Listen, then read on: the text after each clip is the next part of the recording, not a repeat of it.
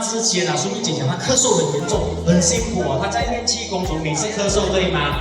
那她在练的过程中呢，一直遭遇到很不舒服啊。可是呢，她通过苏丽姐的介绍啊，用有人说的 Orishra， 她吃了之后呢，当晚是吗？她就咳出了一大口的黄很重的那个痰是吗？也是，就咳出来，然后呢，对，吃了多久你的咳嗽就好掉了？应该有2个月。